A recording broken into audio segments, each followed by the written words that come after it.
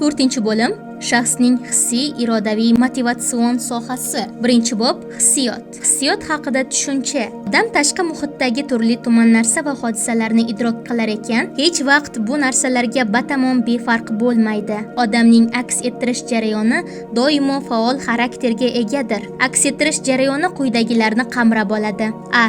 Shaxsning ehtiyojni qondirish imkoniyatiga egaligini. B. Qondirishga yordam beradigan yoki qarshilik ko'rsatadigan obyektlarga subyekt sifatida qatnashishi. V.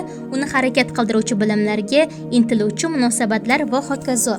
Chunki odam atrofdagi har turli narsalarni idrok qilib aks ettirar ekan, bu narsalarga nisbatan ma'lum munosabatda bo'ladi. Masalan, bizga ayrim narsalar yoqsa, ya'ni kayfiyatimizni ko'tarib yuborsa, boshqa bir narsalar yoqmaydi va kayfiyatimizni buzib, dilimizni xira qiladi. Ba'zi bir ovqatni odam juda ham yoqtiradi, boshqa bir ovqatni esa mutlaqo ko'rgisi kelmaydi yoki ayrim odamlar bizga xush keladi yoki boshqa bir odamlar esa noxush keladi. Umuman, odam atrofdagi hamma narsalarga nisbatan munosabatda bo'ladi va uning munosabatlari ham aks ettiriladi. Kishilar idrok qilayotgan, ko'rayotgan, eshitayotgan, bajarayotgan, o'ylayotgan, orzu qiladigan narsalarga befarq bo'lmaydilar. Bir xil predmetlar, shaxslar, xarakterlar, voqealar bizni quvontiradi, boshqalari xafa qiladi, yana boshqalari g'azab, nafratimizni uyg'otadi. Biz xavf ostida qolganimizda qo'rquvni his qilamiz. Dushman ustidan g'alaba qozonish yoki qiyinchilikni yengish zavq uyg'otadi. Hissiyot tushunchasiga adabiyotlarda turlicha ta'riflar uchraydi. Jumladan, Petrovskiy tahriri ostida chiqqan umumiy psixologiya darsligida hissiyot kishining o'z hayotida nimalar yuz berayotganiga, nimalarni bilib olayotganiga yoki nima bilan mashg'ul bo'layotganiga nisbatan o'zicha turli xil shaklda bildiradigan kichik munosabatidir. Vohidovning bolalar psixologiyasi o'quv qo'llanmasida hissiyot deb tashqi olamdagi narsa va hodisalarga bo'lgan ichki kechinmalarimizning ongimizda aks etishiga aytiladi. Turg'unov muallifidagi lug'atda hissiyot shaxsning voqelikdagi narsa va hodisalarga, kishilarga hamda o'z-o'ziga bo'lgan munosabatlarida kelib chiqadigan yoqimli yoki yoqimsiz kechinmalardan iborat. Professor G'oziyev muallifligidagi umumiy psixologiya darsligida hissiyot odamda tirik mavjudotlar miyasida, ya'ni shaxsning ehtiyojlarini qondiruvchi va uning monelik qiluvchi obyektlarga nisbatan uning munosabatlarini aks ettirish ma'nosida qo'llaniladi. Yuqoridagi ta'riflardan ko'rinib turibdiki, hissiyot bizning tuyg'ularimizning o'ziga xos aks ettirish jarayoni bo'lib, unda narsa va hodisalarni aks ettirish jarayonida bizda tug'iladigan ichki kechinmalar va munosabatlar aks ettiriladi. Demak, hissiyotlar o'z-o'zidan yuzaga kelmasdan tashqi olamdagi narsa va hodisalarning ta'siri bilan bog'liq ravishda yuzaga keladi. Adabiyotlarda hissiyot bilan birga emotsiya tushunchasi ham keng doirada qo'llaniladi. Aynan emotsiya tushunchasining mazmuni nimadan iborat va hissiyot tushunchasi bilan o'zaro bog'liqligi qanday degan savol tug'diradi. Bunga muvofiq emotsiya tushunchasining mazmun mohiyatini yoritadigan bo'lsak, jumladan professor G'oziyevning umumiy psixologiya darsligida emotsiya odatda tashqi alomatlari yaqqol namoyon bo'ladigan his-tuyg'ularni, ichki kechinmalarni ifodalashdan iborat psixik jarayonni yuzaga keltirishning aniq shaklidir deb ta'riflanadi. Emotsiya shaxsning voqelikka o'z munosabatni his qilishidan kelib chiqadigan, uning ehtiyoj va qiziqishlari bilan bog'liq bo'lgan yoqimli yoki yoqimsiz kechinmalaridir. Keltirilgan ta'riflardan ko'rinadiki, hissiyot tushunchasi emotsiyaga nisbatan kengroq tushuncha bo'lib, shaxsning kundalik hayoti, turmush tarzidagi barcha jabhalarni qamrab oladi. Hissiyotlar o'zining yuzaga kelishi nuqtai nazardan odamning ehtiyojlari, qiziqishlari va intilishlari bilan bog'liq bo'ladi. Masalan, odamning organik ehtiyojlarini qondirish bilan bog'liq bo'lgan hissiyotlar odamda rohatlanish, qanoatlanish tuyg'usini yuzaga keltiradi. Organik hissiyotlarni qondira olmaslik odamning ruhini tushirib, kayfiyatini buzib, azoblanish, toqatsizlanish hissiga sabab bo'ladi. Odamning hissiyotlari uning mazmuni hamda shakllari ijtimoiy tarixiy sharoiti bilan bog'liq bo'ladi. Ijtimoiy tarixiy taraqqiyot davrida odamning ehtiyojlari o'zgarib boradi. Natijada odamda borgan sari yangi hissiyotlar, chunonchi ma'naviy, intellektual va estetik hissiyotlar paydo bo'ladi. Hissiyotlar ham boshqa bilish jarayonlari kabi odamning faoliyatlari davomida namoyon bo'ladi. Masalan, mehnatsevarlik hissi yuzaga keltirish uchun ma'lum muddat davomida vaqtida ijtimoiy foydali mehnat bilan shug'ullanish kerak. U yoki bu faoliyat davrida yuzaga kelgan hissiyot ana shu faoliyatning o'ziga ta'sir qilib, uni o'zgartiradi. Masalan, xohlamasdan o'zini majbur qilib ishlayotgan odam bir o'zi xohlab, sidqi dildan ishlaydigan odam ishning unumdorligi o'rtasida juda katta farq mavjud. Odamning kayfiyati yaxshi, xursand, ruhi tetik bo'lganda ishi ham barakali bo'ladi. Aksincha, odamning dili ham qandaydir ravishda yoki g'amgin bo'lganda qo'li ishga bormaydi. Ana shu jihatdan olganda hissiyotning inson hayotidagi roli juda kattadir. Boshqa bilish jarayonlariga ham ta'sir qiladi. Masalan, odamning ruhi tetik, xursand bo'lgan paytda idroki hali juda jonli, esda olib qolishi, tuyg'ularga boy, tafakkuri o'tkir, nutqi burro bo'ladi. Hissiyot odamda sodir bo'layotgan hodisa va narsalardan shaxs sifatidagi odam uchun ahamiyatli bo'lganlari haqida darak beruvchi signallar tizimi hisoblanadi. Mazkur holatda sezgi a'zolariga ta'sir qiluvchi cheksiz miqdordagi qo'zg'aluvchilardan aniq bo'lib ajraladi. Ba'zilari bir-birlari bilan qo'shilib ketadi va paydo bo'lgan hissiyot bilan birlashib ketadi. Natijada taassurot uyg'otib, biror hissiy nom bilan ifodalangan xotira obrazlari tariqasida saqlanib qoladi. Fiziologik jihatdan shunday tushuntirish mumkin. Ma'lum qo'zg'atuvchilarning tirik mavjudotlar uchun xotirjamlik haqida darak beruvchiga aylanadi. Hissiy kechinmalar esa insonning shaxsiy tajribasida tarkib topadigan reflekslar tizimini mustahkamlash sifatida namoyon bo'ladi. Hissiyotning mana shu darak beruvchi vazifasi psixologiyada hissiyotning impressiv tomoni deb ataladi. Impressiv so'zi lotinchada taassurot degan ma'noni anglatadi. Pavlov tirik mavjudotlarning atrofdagi muhitga moslashuvda hosil qiladigan buziladigan dinamik stereotiplar orqali biror hissiyot va emotsional kechinmalarning ijobiy va salbiy jihatlarini tushuntirib beradi. Dinamik stereotip deganda tashqi qaytarish natijasida hosil qilingan shartli reflekslar, nerv bo'g'inlarining barqaror tizimi tushuniladi. Har turli qiyinchiliklar va qarshiliklarga duch kelishi natijasida dinamik stereotiplarning o'zgarishi salbiy emotsional holatni yuzaga keltiradi. Hissiyot bu uning kechirilishining turli shakllari, faqat darak vosifasida emas, balki boshqaruvchilik funksiyasini ham bajaradi. Emotsiya harakatlari juda ko'p ana o'zgarishlar ifodalanadi.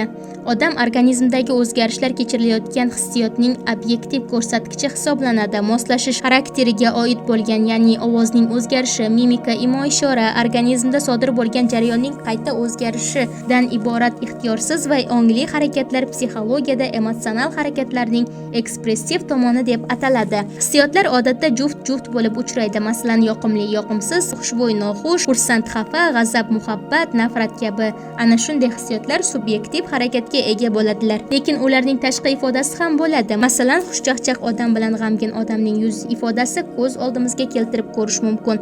Aynan mazkur jarayon psixologiyada ambivalentlik yoki ikki taraflamalik deb ataladi. Ambivalentlik lotincha har tomonlama kuchga ega ma'nosini anglatib, kishining bir obyektning o'ziga nisbatan bir vaqtning o'zida paydo bo'ladigan bir-biriga qarama-qarshi emotsional irodaviy holatidir. Hissiyotda ambivalentlik bu rohatlanish va azoblanishni birga qo'shilib va biri ikkinchisiga o'tib ketmaydigan emas, balki bunda birga bo'lish kechiriladigan hissiyotlarning zarur xarakterli sifatlaridan birini tashkil qiladi. Masalan, rashk hissida muhabbat va nafrat. Hissiyotning nerv fiziologik asoslari. Hissiyot boshqa hamma psixik jarayonlar kabi bosh miya po'sti qismining faoliyati bilan bog'liqdir. Bosh miya hissiyotlarning kuchini va barqarorligini idora qilib turadi. Hissiyotlar boshqa bilish jarayonlaridan farqli. Bosh miya po'stining faoliyatidan tashqari organizmning ichki a'zolari faoliyati bilan ham bog'liqdir. Boshqacha qilib aytganda, hissiyotlar vegetativ nerv tizimining faoliyati bilan ham bog'liqdir. Chunonchi odam qattiq uyalgan paytida qizarib ketadi, qattiq qo'rqqan paytda esa rangi o'chib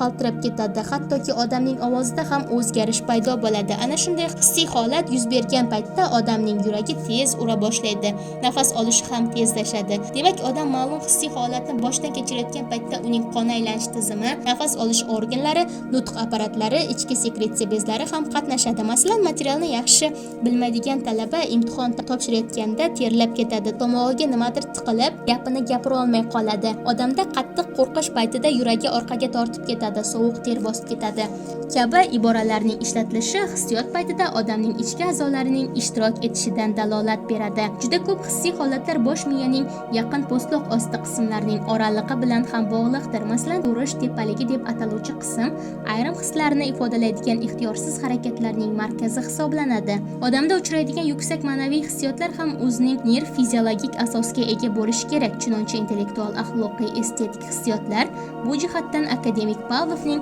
dinamik stereotip haqidagi ta'limoti juda katta ahamiyatga egadir. Bu haqda akademik Pavlov shunday deb yozgan edi: menimcha ko'pincha odatdagi turmush tartibining o'zgargan paytlarida odat bo'lib qolgan birorta mashg'ulot yaqin kishidan judo bo'lganda aqliy iztirob chog'ida kechiriladigan og'ir hissiyotlarning fiziologik asosi xuddi eski dinamik stereotipning o'zgarishi, uning yo'qolishi va yangi dinamik stereotipning qat'iylik bilan hosil bo'lishidan iborat bo'lsa kerak.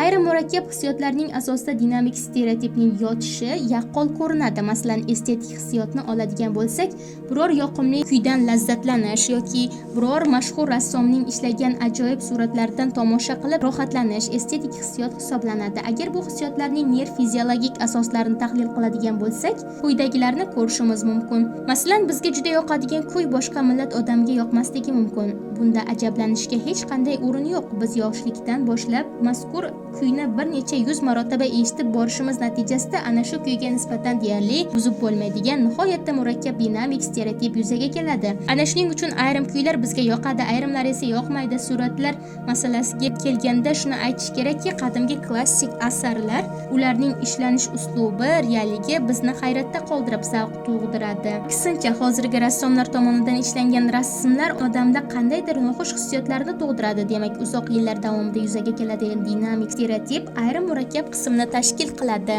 Shunday qilib, hissiyot vegetativ nerv tizimi orqali boshqariladigan ichki a'zo faoliyati bilan bog'liq bo'lsa ham baribir bosh miya po'sti orqali iroda qilinadi. Chunki akademik Pavlovning fikricha, odamning butun a'zoyi badanida bo'ladigan har qanday hodisalarning hammasini bosh miya po'sti qismidagi neyronlar idora qiladi. Ana shu jihatdan olganda hissiyotning nerv fiziologik asosi bosh miya po'sti bilan bog'liqdir. Inson va hayvonlardagi emotsiyalar, odam his-tuyg'ulari bilan hayvon hissiyotlari o'rtasida juda katta farq bo'ladi. Odamda juda ko'p miqdorda his-tuyg'ular borki, bunday hissiyotlar hayvonlarda uchramaydi. Shuning uchun ham odam, ham hayvon uchun umumiy bo'lgan g'azablanish, qo'rqish, jinsiy hissiyot, qiziquvchanlik, xursandchilik, g'amginlik emotsiyalari hayvonlarda sifat jihatdan farq qiladi.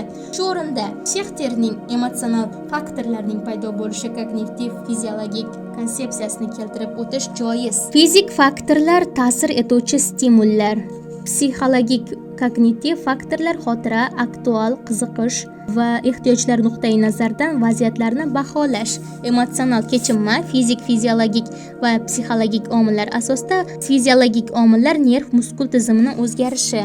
Insoniy emotsiyalar insoniylashtirilgan ijtimoiy sharoit bilan bog'liq holda namoyon bo'ladi. Emotsiyalarning insoniylashuvi shunday namoyon bo'ladiki, ichdan kechadigan hissiyotlar mazmuni juda boy va murakkabdir.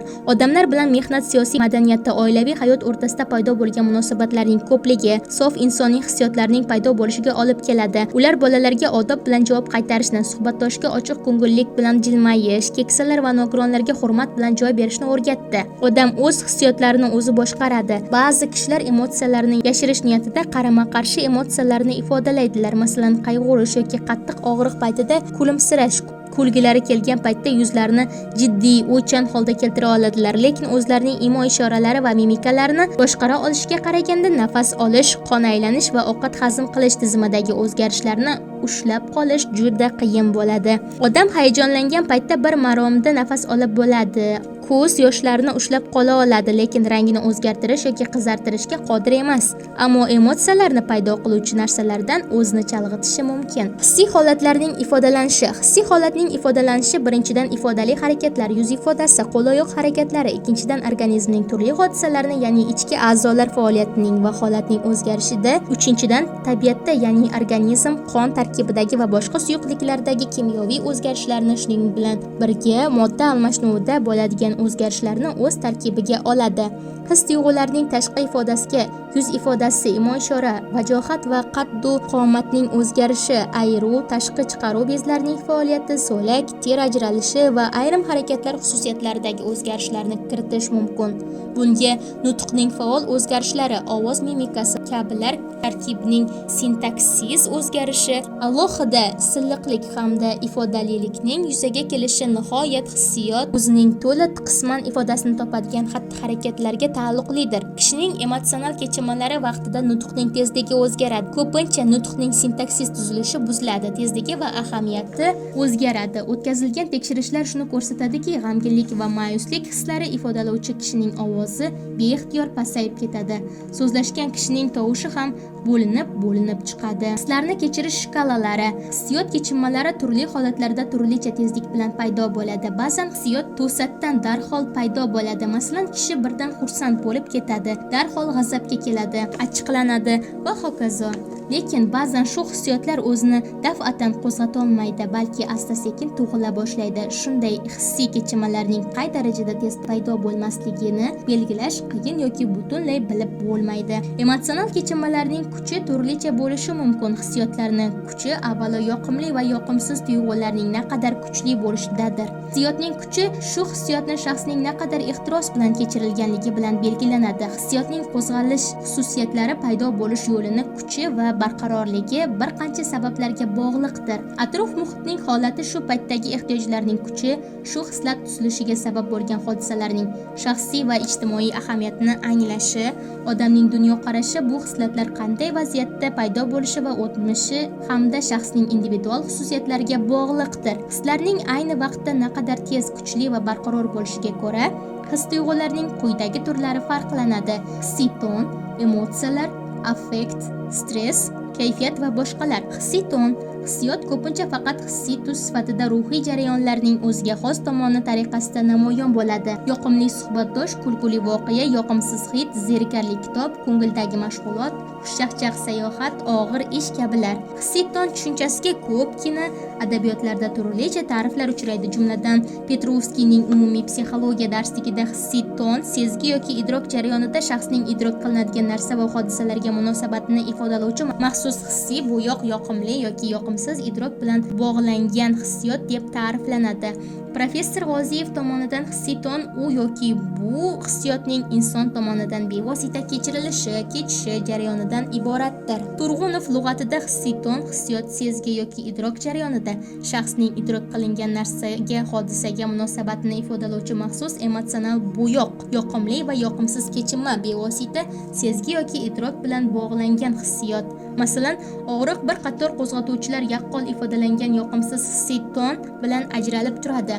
Ko'pincha emotsiyalar o'zining ta'sirchanligi bilan bir-biridan ajralib turishiga qaramay, bunday sifatni hissiy holatlar stenik yunoncha so'zdan olingan bo'lib, kuch degan ma'noni anglatadi. Xususiyatli deyiladi. Bunda emotsiyalar dadil xatti-harakatlarga, mantiqiy mulohazalarga, nisbiy izlanishlarga kuch-quvvat, qanoat bag'ishlaydi. Masalan, xursandchilikdan shaxs parvoz qiladi, yulduzlarni narvonsiz oladi, kimlargadir xolis yordam qilishga shoshadi, faollik qilib tinchimaslik uning sifatiga aylanadi. Turg'unov lug'atida stenik hisga quyidagi ta'riflar uchraydi. Stenik hislar shaxsning hayot faoliyatini, kuch-g'ayratining orttiradigan, barcha bilish jarayonlarini faollashtiradigan ijobiy hissiyot turi. Aksariyat hollarda xushxabar, muvaffaqiyat shaxsda stenik xususiyatlarni, emotsiyalarni vujudga keltiradi. Ba'zi holatlarda emotsiyalar o'zining sustligi, motorligi, kuchsizligi bilan tavsiflanadi. Bunday hissiy holat astenik yunoncha so'zdan olingan bo'lib, kuchsizlik, zaiflik ma'nosini bildiradi deb atashadi. Bunday hissiyotlar insonni bo'shashtiradi, ya'ni xayolga cho'mdiradi, xayolparast qilib qo'yadi. Shu sababdan favqulodda shaxsdagi befoyda emotsional kechinmaga uyalish, vijdon azobi, andisha esa qo'rqoqlikka aylanib qolishi xavfi kuchli. Psixik jarayonlardan ayniqsa emotsiya o'zining aniq tashqi ifodasiga ega bo'lishi bilan tavsiflanadi. Emotsional o'zgarishlar organizmning tashqi o'zgarishlarida shu qadar yaqqol ifodalanadiki, biz odamni tashqi ko'rinishiga qarab, unda qanday xususiyatlar yuz berayotganini, uning xursand yoki xafaligini, g'azablanganligini yoxud biror narsadan qo'rqib ketganligini va shu kabi his-tuyg'ularning ko'pligini aytib bera olamiz. Hissiyotlarning tashqi alomatlari ifodali harakatlar deb ataladi.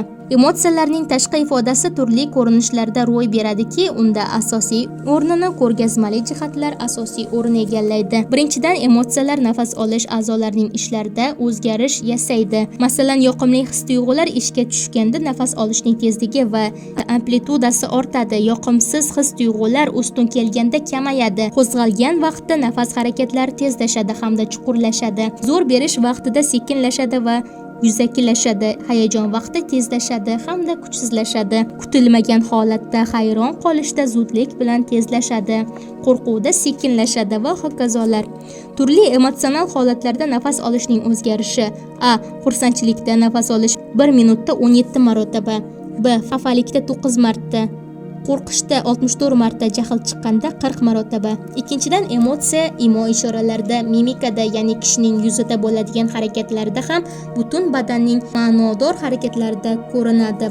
Boshqa suyuqliklarda kimyoviy o'zgarishlarni va shuning bilan birga modda almashinuvida bo'ladigan yanada chuqur o'zgarishlarni o'z tarkibiga oladi. Demak, emotsiyalarning tashqi ifodasiga mimika, imo ishora, aft bashara va qad-qomatning o'zgarishlari, ayrim tashqi sekretsiya bezlarining faoliyati, yosh so'lak, ter ajralishi hamda ayrim harakatlarning xususiyatlaridagi o'zgarishlar, ya'ni ularning tezligi, kuchi, koordinatsiyasi va hokazolar kiradi. Emotsiyalarning eng aniq va yaqqol ko'rinishlaridan biri kulgi bilan yig'idir. Tolstoy o'z asarlarida odamning ruhiy holatini ifodalovchi nigohlarning 85 xilini va kulishning 97 xilini tasvir etgan. Har xil sabab bilan yig'lagan paytda odamning boshi va og'zi har xil qiyofada o'zgaradi degan edi. Leonardo da Vinci, rus psixolog Yakobson tomonidan ishlangan rasmlardan ko'rinib turibdiki, odamning aftidagi qiyofa asosan lablar, qosh va ko'z o'zgarishining bir-biriga nisbatan turlicha holatga, shuningdek ko'zning qanchalik chaqnab turishiga bog'liqdir. Ko'zning qanchalik chaqnashi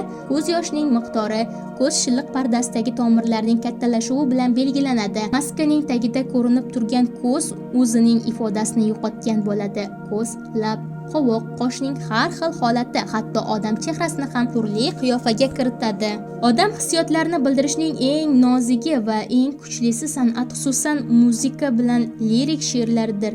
Odam hissiyotlari bildirishning eng nozigi va eng kuchlisi san'at, xususan muzika bilan lirik she'rlardan ularni tom ma'noda hissiyotining tili deyish mumkin. Odam o'zini va gavda harakatlarini, shuningdek tovushni ataylab chiroyli qilib ko'rsatishi mumkin. U garchi muayyan hissiyotlarni o'zi kechirmayotgan bo'lsa ham, o'sha hissiyotlarni ifodalaydigan harakatlar qila oladi. Har bir kishi ham o'z hissiyotlarining tashqi ifodasini ma'lum darajada o'zgartirishi mumkin. Odamni kundalik muammolarda badanning xilma-xil ifodali harakatlari, imo ishoralar, xususan ko'z bilan qilinadigan imo ishoralar, tovushlarning ohangi, g'amginligi muhim ahamiyatga ega. Shunchaki bir xo'mrayish, salgina jilmayib kulish, yelka qisish kabi ifodali harakatlar kishining maqsadini anglatadi. Kayfiyat tushunchasiga psixologik manbalarda turli nuqtai nazardan yondashilgan taqdirda ham mazmunan ular bir xillikni anglatadi. Jumladan Turg'unov lug'atida shaxsning kuchsiz yoki o'rtacha kuchga ega bo'lgan nisbatan barqaror umumiy emotsional holati,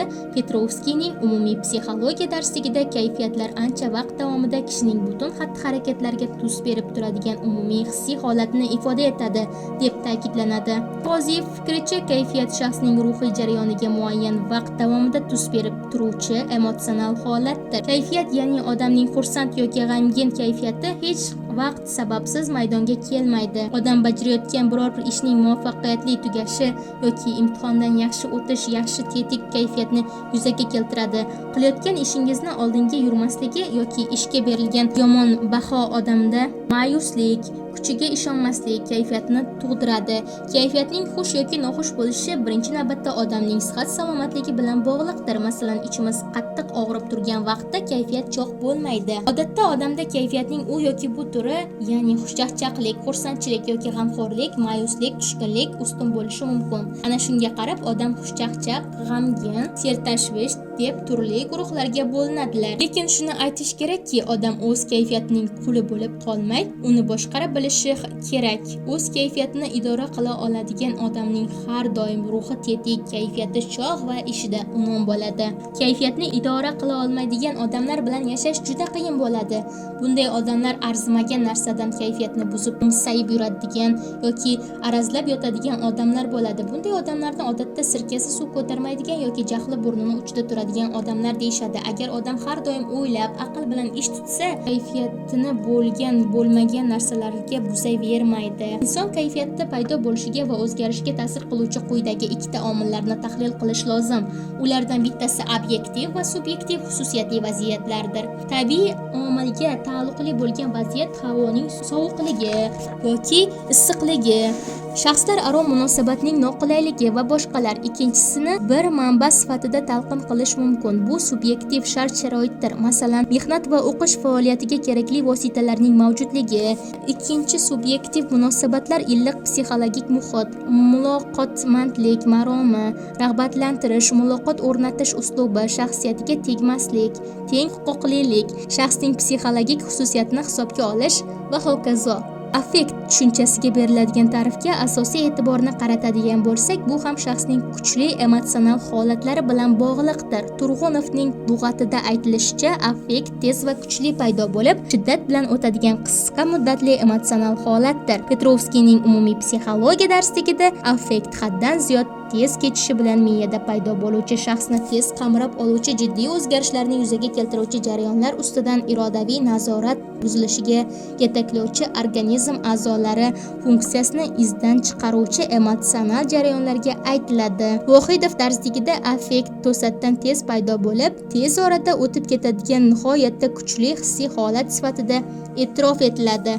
Affekt to'rtinchi so'z bo'lib, ruhiy hayajon, ehtiros degan ma'noni anglatadi.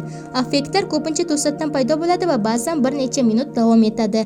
Affekt holatida kishining ongini tasavvur qilish, fikr qilish qobiliyati torayadi, susayib qoladi. Affektlar vaqtida odamning harakatlarini kutilmagan tarzda portlash singari birdaniga boshlanib ketadi. Ba'zan affekt tormozlanish holati tarzida namoyon bo'ladi va bunday holatda organizm bo'shashib, harakatsiz bo'lib va shalvirab qoladi. Bunday holat ko'pincha odam birdaniga qo'rqqanda, to'satdan quvonganda va shu kabi holatlarda o'zini yo'qotib qo'yish ko'rinishida namoyon bo'ladi. Affekt holatini boshlanishida shaxs insoniy qadriyatlarning barchasidan uzoqlashib, o'z hissiyotining oqibati to'g'risida ham o'ylamaydi. Hatto tana o'zgarishlari, ifodali harakatlar bilinmay boradi. Kuchli zo'riqish oqibatida mayda kuchsiz harakatlar barham topadi. Tormozlanish miya yarim sharlari po'stlog'ini to'liq egallay boshlaydi. Qo'zg'alish po'stloq osti nerv tugunlaridan oraliq miyada avj oladi. Xolos, buning natijasida shaxs hissiy kechinmasiga dahshat, g'azab, nafratlanish, umidsizlik va hokazolar nisbatan o'zida kuchli xohish sezadi. Ma'lumotlarning ko'rsatilishicha, ko'pincha hissiyotlar affektiv shaklda o'tishi tajribalarda sinab ko'rilgan. Jumladan teatr tomoshabinlarida, tantana nashidasida surayotgan olomonlarda, es hushini yo'qotgan telbasimon odamlarda, ilmiy kashfiyot lahzasida, tasodifiy qizg'in uchrashuvlarda, jo'shqin shodliklarda mujassamlashadi. Affekt vujudga kelishning dastlabki bosqichida har bir shaxs o'zini tushunish, o'zini qo'lga olish, uddalash qurbiga ega bo'ladi. Ularning keyingi bosqichlarida irodaviy nazorat yo'qotiladi. Irodasiz harakatlar amalga oshiriladi, o'ylanmasdan xatti-harakatlar qilinadi. Affektiv holatlar mas'uliyatsizlik, axloqsizlik, mastlik alomatlarida sodir bo'ladi, lekin shaxs har bir harakati uchun javobgardir, chunki bu aql zakovatli insondir. Affektlar o'tib bo'lgandan keyin shaxsning ruhiyatida osoyishtalik, charchash holati hukm suradi. Ba'zi holatlarda holsizlanish, barcha narsalarga loqayd munosabat, harakatsizlik faoliyatining barham topishi, hatto uyquga moyillik yuzaga keladi. Shuni ham unutmaslik kerakki, affektiv qo'zg'alish muayyan davrgacha davom etishi, ba'zan o'qtin kuchayishi yoki susayishi sodir bo'lib turishi mumkin. Stress tushunchasining mazmuni, mohiyati borasida qator ta'riflar uchraydi. Jumladan, Petrovskiy tomonidan stress affektiv holatga yaqin turadigan, lekin boshdan kechirilishining davomiyligiga ko'ra kayfiyatlarda yaqin bo'lgan his-tuyg'ularni boshdan kechirishning alohida shaklidir deb ta'rif beriladi. Professor G'oziyevning umumiy psixologiya kitobida yozilishicha, stress og'ir jismoniy va murakkab aqliy yuklamalar ishlarining me'yoridan oshib ketishi, xavfli vaziyatlar tug'ilganda zaruriy chora-tadbirlarni zudlik bilan topishiga intilganda vujudga keladigan hissiy zo'riqishlar sifatida ko'rsatiladi. Stress inson organizmini haddan tashqari zo'riqish natijasida paydo bo'ladigan tanglik jarayonidir. Stress ko'rinishiga qarab ikki turga ajratiladi. Birinchisi konstruktiv, biz turidagi ko'pchilik orasida, ikkinchisi destruktiv, men turidagi yakka shaxs o'zi bilan kechadigan jarayon. Stress holatini oddiy tilda aytadigan bo'lsak, bu insonlarda kechadigan tushkunlik holatidir. Inson aqliy jihatdan va fiziologik tizimida stress holati bo'lmasligi mumkin emas. Bular ko'p holatlarda muloqotda va boshqa ijtimoiy jarayonlarda yuz beradi. Stressning fiziologik va psixologik turlari mavjud. Fiziologik stress bu o'ta jismoniy zo'riqish. biror og'riq, qo'rquv, kasallik natijasida vujudga keladi. Fiziologik stress organizm o'ta zo'riqishi, temperaturaning baland yoki past bo'lishi, nafas olishning qiyinlashishi bilan bog'liq bo'ladi. Masalan, ba'zida odam organizmida qattiq og'riq bo'lganda, og'riq nimadan kelib chiqqanligini tushunib yeta olmaslik oqibatida odamda qo'rquv, xavotirlanish paydo bo'ladi va stress holatiga olib keladi. Psixologik stress odamning ruhiy holatiga voqelikni ta'siri tufayli paydo bo'ladigan stress. Psixologik stress informatsion stress va emotsional stress turlariga ajratiladi. Informatsion stress axborotlarni haddan tashqari ko'p qabul qilish vazifalarini bajarganda bir qancha yechimlar bo'lsa-da, aniq ulardan qaysi birini tanlash yuqori darajadagi shiddat bilan qaror qabul qilishdagi ikkinchi natijasida kelib chiqishi mumkin. Axborotlarni haddan tashqari ko'p qabul qilish oqibatida ham odam psixikasi zo'riqadi, charchaydi va yurak bezlaridan stress gormonlari ko'p ishlab chiqara boshlaydi. Haddan tashqari zo'riqish natijasida miyada tormozlanish yuz beradi va oqibatda tanglikka olib keladigan axborotgina miyada aks etaveradi. Miya va boshqa axborotlarni tashqi ta'sirda qabul qila olmay qoladi. Bu ba'zi holatlarda salbiy, yomon oqibatlarga olib kelishi mumkin. Miyada stressga olib kelgan axborot tormozlanib, saqlanib qolganda tanglik holatdan chiqib keta olmay, o'z joniga qasd qilishga olib kelishi mumkin. Emotsional stress tadqiq qilish, falokat, hayotiy o'zgarishlar, oilaviy mojarolar, to'satdan ishdan bo'shatilish yoki kishining yaqin kishisini yo'qotish, uzoq muddatli sevgidan qutula olmaslik sababli xavf ostida qolganda atrofdagilar tomonidan noto'g'ri munosabat qilingan va hokazolar ko'rinadi. Olimlar o'tkazgan tadqiqotlar shuni ko'rsatadiki, falokat, hayotiy o'zgarishlar, kundalik tashvishlar ko'proq stress hisoblanadi. Falokat bu notinchlik, urush, yer qimirlashi, suv toshqinlari, avtohalokatlar va hokazo. Bularning hammasi inson ruhiy holatida juda katta salbiy ta'sir ko'rsatadi. Olimlar shuni ta'kidlashadiki, qattiq yer qimirlashi, suv toshqinlari, yong'in bo'lishi kabi falokatlarning inson ruhiyatiga katta ta'sir ko'rsatishi natijasida xavotirlanish darajasi yuqori bo'lishi kuzatiladi. Hayotiy o'zgarishlar bu insonning hayotda yuz beradigan voqea va hodisalardir. Masalan, yaqin kishisining halok bo'lishi, kutilmaganda ish o'rnini yo'qotishi, ajralishlar va hokazo. Agarda inson bir qancha inqirozli vaziyatni boshdan o'tkazsa, qattiq kasallanishi yoki hattoki o'limga ham olib kelishi mumkin. Kundalik tashvishlar bu joylarda sodir bo'ladigan qiyinchiliklar, o'qish joylaridagi o'qituvchilarning o'quvchilarga noto'g'ri munosabatda bo'lishlari, imtihonlarni muvaffaqiyatsiz yakunlashi va hokazolarda namoyon bo'ladi. Kundalik tashvishlar mayda stresslarni kelib chiqishiga sabab bo'lishi mumkin. Mayda stresslar to'planib borib inson sog'lig'iga ta'sir ko'rsatadi. Jumladan qon bosimining oshishi, yurak faoliyatining buzilishi va boshqalarda kuzatilishi mumkin.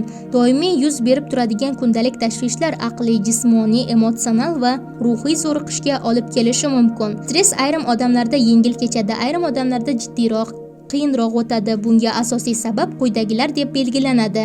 Uning hosil bo'lishi stressli vaziyatga qay darajada munosabatda bo'lishimizga va bu holatda baholashimizga va u bir sinovi deb va u bilan kurashishimizga bog'liqdir. Masalan, optimist odamlar stress holatini taqdirning bir sinovi deb qabul qilsa, pessimist odamlar uning hayotiga xavf-xatar tug'ildi deb qabul qilar ekan. Pessimistlarda xavotirlanish darajasi yuqori bo'ladi va ular vaqtida ovqatlanmasalar ham stress holatiga tushib qolaveradilar.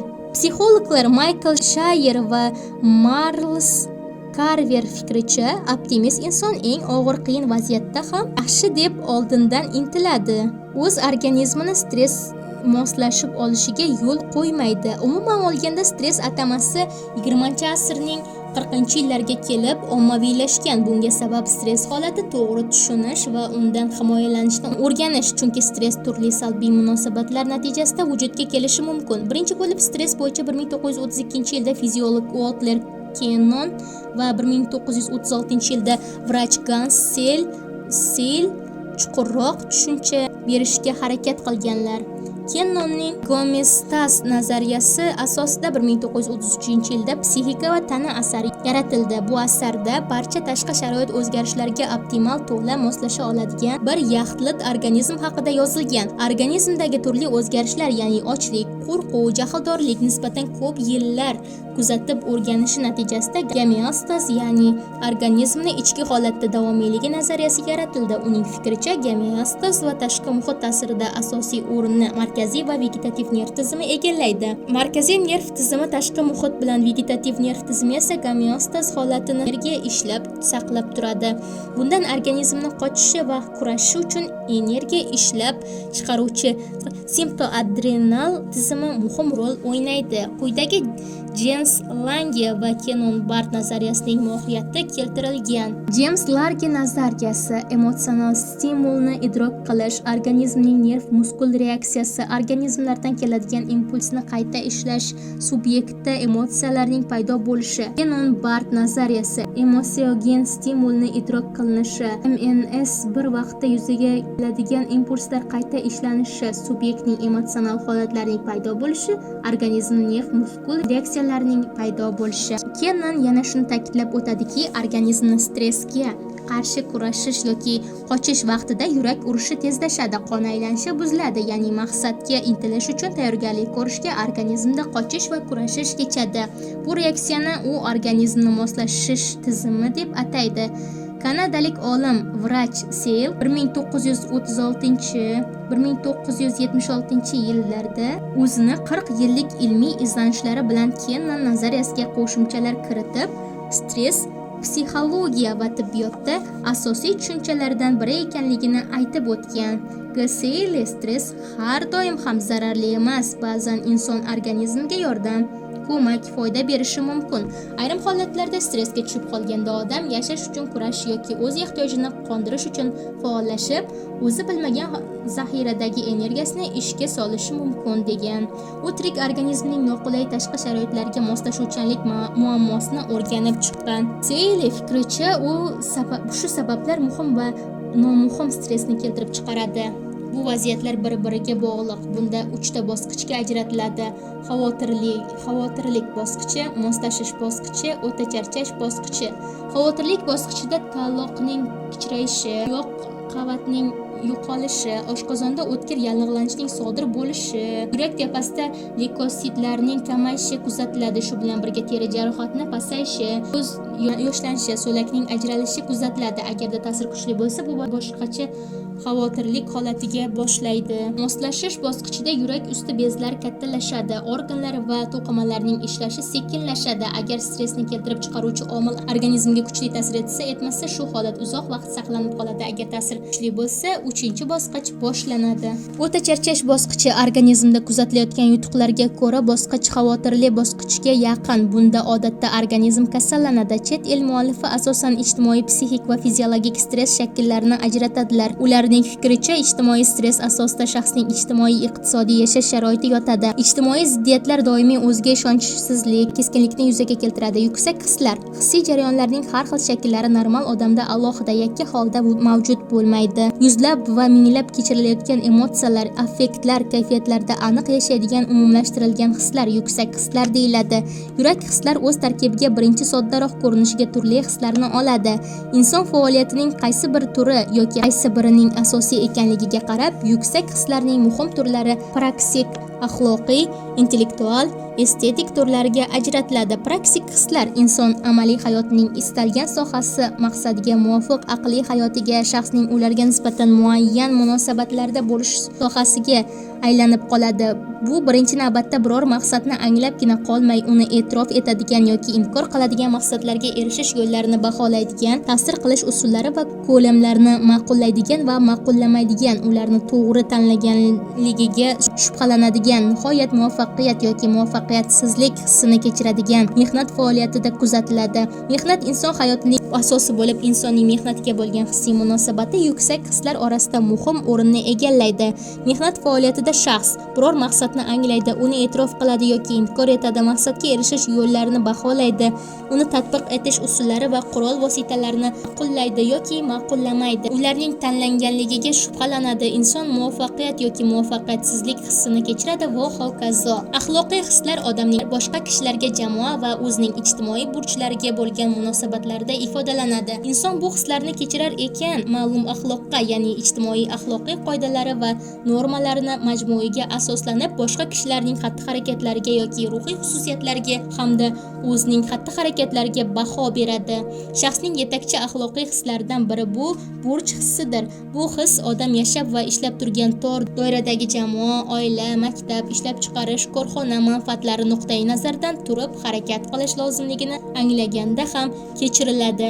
Odam o'zining ijtimoiy burchlari nimadan iborat ekanligini bilib va tushunibgina qolmay, balki ularni bajarish zarurligini ichdan his qilib qayg'uradi.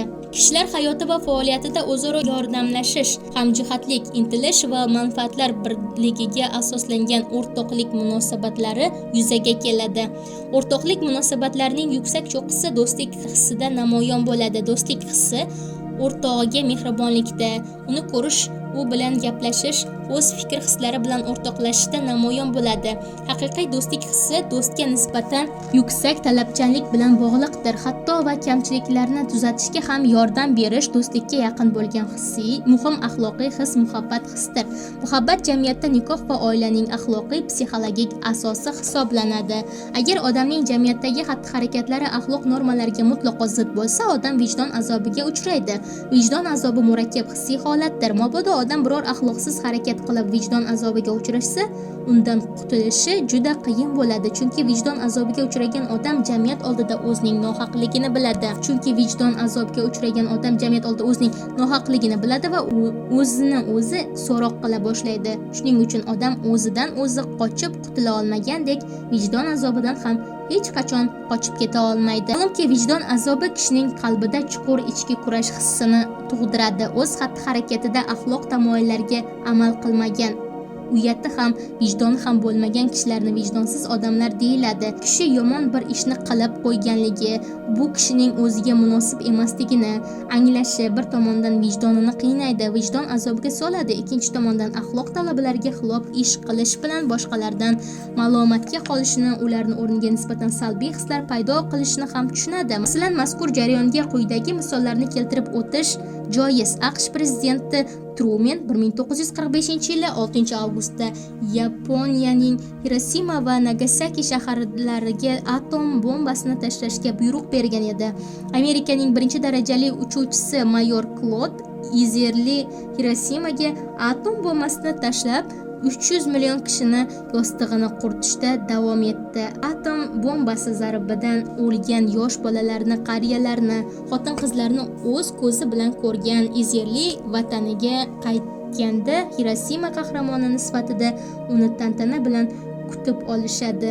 Izerlini vijdon azobi kundan kunga battarroq qiynay boshlaydi. U vijdonini tinchitmoq uchun nafaqadan, hamma mukofotlardan voz kechadi. O'ziga berilgan orderlarni qaytarib bermoqchi bo'ladi. Pul to'plab Hirosimaga yordam yuboradi. Ammo vijdon azobi hamon uni ezardi, ta'qib qilardi. Kechalari uxlolmasdan o'zini o'zi o'ldirishga urinib ko'rardi. Zo'ra qamasalar deb jinoyat qildi.